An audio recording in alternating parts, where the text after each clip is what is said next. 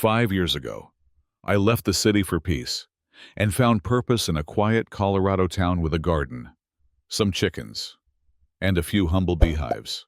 But when a power-hungry HOA president set her sights on my bees, things turned ugly. She thought she could control everything until she made one sticky mistake. This is the story of how I fought back using nothing but honey, cameras, and one very angry hive. My name is Elliot Granger. 5 years ago, I traded the chaos of city life for the quiet rhythm of the land. My wife and I bought a rustic property in Willowbend, Colorado, tucked at the edge of state-protected woodlands. We wanted simplicity, something real. We built a garden, raised chickens, and in time, we added bees. It started with one hive to help pollinate our apple trees. I had no grand ambitions, but as the seasons passed, the bees thrived and so did I. I built 4 more hives, studied proper apiary practice, and followed every state guideline.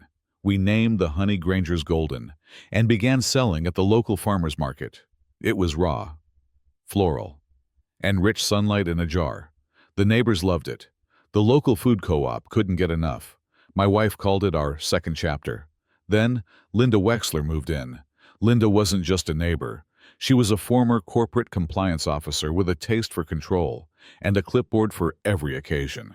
Within 2 weeks of moving into Willowbend, she ran for HOA president and won by default. No one else wanted the job, but Linda did.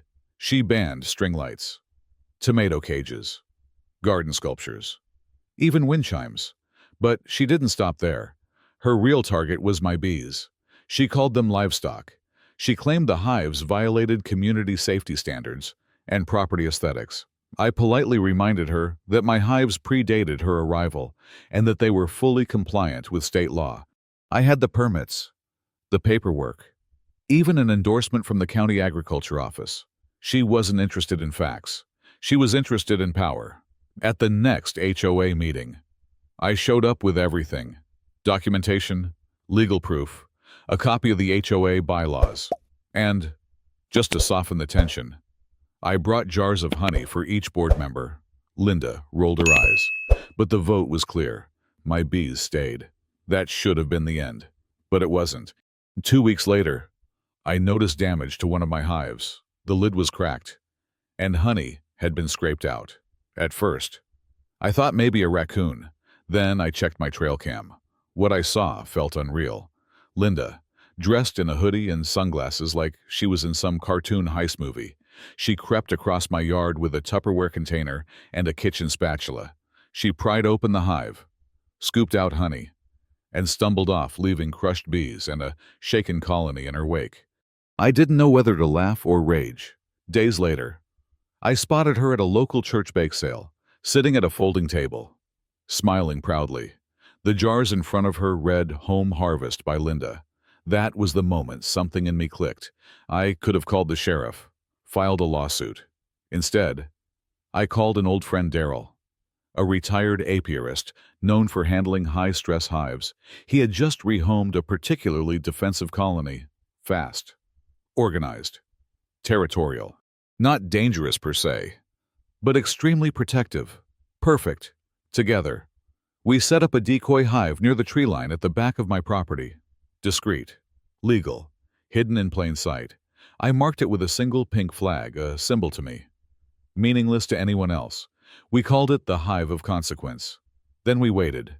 That Saturday, my wife and I left town, or so it appeared.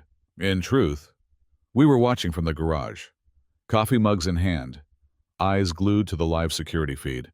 Right on cue, she appeared. Same hoodie, same spatula, same ridiculous disguise. She crept toward the pink-flagged hive and popped the lid. Within seconds, a cloud of bees exploded into the air. She screamed, swatted, ran. But these weren't gentle garden bees. These were enforcers. They chased her through her yard, around the garden, and directly into the middle of an HOA leadership brunch she was hosting on her patio. What followed was chaos. Guests scattered. Someone dropped a quiche. A man dove into the pool. Another tried to escape in a golf cart and crashed into a hedge. One woman screamed, "Are those his bees?" Like I'd unleashed a biological weapon. It would have been funny if it weren't so utterly satisfying. On Monday, Linda filed a complaint, claimed emotional trauma, intentional endangerment, and harassment. I smiled and forwarded the footage her trespassing, stealing, tampering with an active hive. Martha Kingsley, the HOA vice president and a former park ranger with no patience for nonsense, called a board meeting. It lasted 11 minutes. Linda was stripped of her role and banned from any future leadership position. Still, she wasn't done. She hired a lawyer and threatened a defamation suit. That's when my attorney mentioned the IRS implications of her home harvest sales. Apparently, Linda hadn't registered her new venture, and certainly hadn't reported it. The complaint disappeared within the week. She put her house up for sale a month later and left without fanfare. But that wasn't the end. With Linda gone, the neighborhood breathed easier. I worked with Martha and a few others to create the Willowbend Pollinator Initiative, a plan to convert our community green into a pollinator sanctuary. We planted over 300 native flowering species, installed signage, and added shaded benches for visitors. We hosted free gardening events and beekeeping demos. I started offering free weekend workshops, teaching families and students how to maintain healthy hives. A local high school partnered with us, and soon I had 3 student apprentices learning the trade. One of them, Levi, stood out. 17, quiet, focused. His family had never grown a single vegetable, but he took to the bees like he was born for it. I hired him part-time. He wants to study wildlife biology. I told him he's already started. The county noticed. We were awarded a $25,000 sustainability grant. I used part of it to upgrade my apiary and expand into beeswax candles and natural lip balm. But our best-selling product, we call it Wexler's Wake Up. It's bold, smoky, with just a hint of bitterness. Sometimes I see someone hold the jar at the market and raise an eyebrow at the name. I never explain it, but I always smile, because this story wasn't about vengeance. It was about resilience, about protecting what matters and choosing cleverness over conflict. It was about standing your ground with both feet and letting nature do the rest.